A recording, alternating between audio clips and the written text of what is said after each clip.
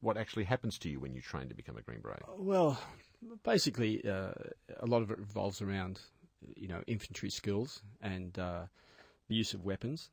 I think I learned to use about 15 different weapons quite well. You learn about explosives. You learn to parachute and scuba dive and rock climb and snow ski, and because basically they can send you anywhere. You have to be able to operate in all kinds of terrains, climates, cultures, that kind of thing. Do they drop you somewhere remote and get you to live off the land for a while? Yeah, they can. It does happen. They'll give you an exercise where you have to get back to a certain point by a certain time and live off the land as you travel. The training is quite good. We're considered one of the top units in the world. The Americans have asked for us a number of occasions to help them out on different things. Oh, this is it. This is the difference between Australian Special Forces and American Special Forces. What do you think when you see a movie like Rambo when it comes out? Well, I always enjoy them. I mean, you pick out the inconsistencies and the problems that they have with the things that they're doing that aren't quite correct, and everything's always flashier in Hollywood than the reality. But I always liked them, except that I went in much before Rambo came out, and I think what's happened is that Special Forces has certainly taken off in the world's view because it's become much more high profile than it was when I originally joined. High profile, but sort of still under the radar. Well, yeah, high profile. Activities in Afghanistan as well, where we don't often name the soldiers themselves. Tell me the difference between the commandos and the SAS. Well, it really comes down to role. The commandos' role is basically raiding, where to operate at long distances from Australia, and usually to raid to either get people out, to protect, to capture different items. The famous raid on the Singapore Japanese shipping in World War II was carried out by the forerunners of the commandos. Men in small craft that attached limpet mines to ships and sunk a large proportion of Japanese shipping. That would be the kind of thing that we would do. Now, the SAS, their major role is intelligence gathering. So they will lay up in an area and they'll watch, and they'll wait, and they'll take note of what's happening, and they'll send back short burst radio transmissions back to a base, and they may laser target something that needs to be destroyed, and then the planes will come in and destroy it, that kind of thing.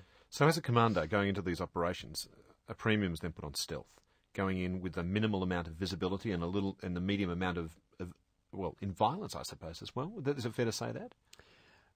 Well, doing the job as it needs to be done. Well, the ideal really would be to not have any contact at all with the enemy.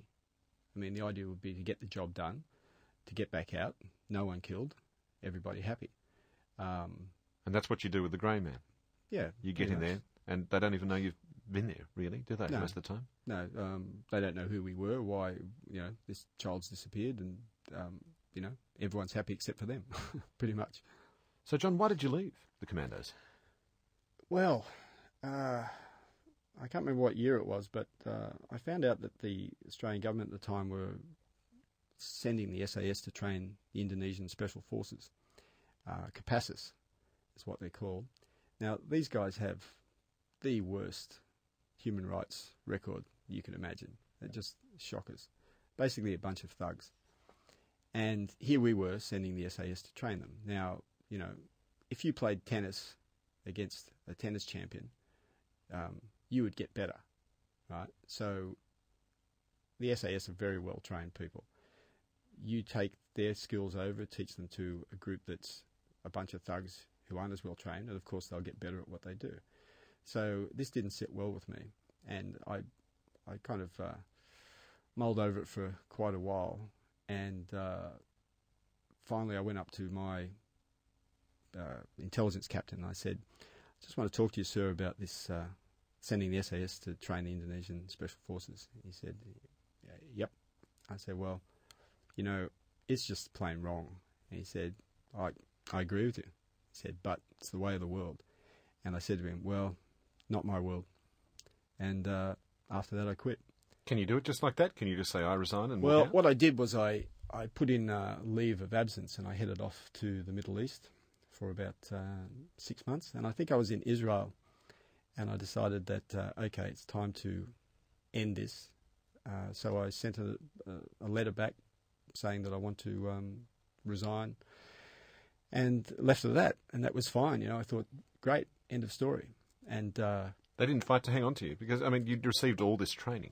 Well, that's true, but there's always new people coming through, and things change. But they do spend a lot of money on Special Forces people. I think it costs about $100,000 to train each of us. So it's kind of money. Well, not money wasted. I mean, I'm using it to good advantage now. But no, they didn't really do anything about it. It was only when later on when I sent a letter to the Minister of Defence that it all got a bit messy. What happened? Well, when I got back, I decided to tie up a few loose ends. So I wanted the powers that be to know that I had left the commandos because of government policy in sending the SAS to train Indonesian Special Forces. That must have rung a few alarm bells. Well, I didn't think it would, strangely enough. I thought, okay, I'm just tying up loose ends. I just want them to know. So I sent a letter to the Minister of Defence at the time. It was Robert Ray, I think it was. And anyway, a couple of weeks later, I get this call, a very hushed call from a friend of mine saying, "Mate, what have you done?" He was still in commandos at that stage. And I said, "Why? What's happening?" He goes, "Oh, mate, the shit has hit the fan here." He said, "They're running around like chooks. They've got some letter you wrote to the Minister of Defence. They've got some file on you from the Department of Foreign Affairs. There's letters going back to Special Forces Command. Mate, I don't know what's going on." And I said, "What's it all about?" And he said, I think they think you're a loose cannon. You're going to go and do something dramatic, right?" And I don't know. I mean, I thought I was going to assassinate Suharto or something like that, But they were no. Instead, you're rescuing children from child prostitution. Yeah, well, they didn't know that at the time, but yeah. So this kerfuffle went on for a couple of weeks until I think it was the company sergeant major of the commandos who knew me quite well, and he finally squashed it all and said, "Look, this guy is not going to. He's not a loose cannon. He's not going to." Embarrass us. Go on 60 Minutes and... Yeah, and all that kind of thing. So it all died down in the end. But I was very happy for a few weeks there to have a whole bunch of bureaucrats in the Department of Foreign Affairs and elsewhere running around trying to figure it out. John, you almost joined Sea Shepherd, the organisation that's been in the news lately. You could easily be right now harassing whaling ships in the Antarctic Ocean. Yeah, I could. That would have been great. I was very attracted to Sea Shepherd and their founder, Paul Watson. I read his book many years ago, and then he put out a second book called Ocean Warrior, which is a great read.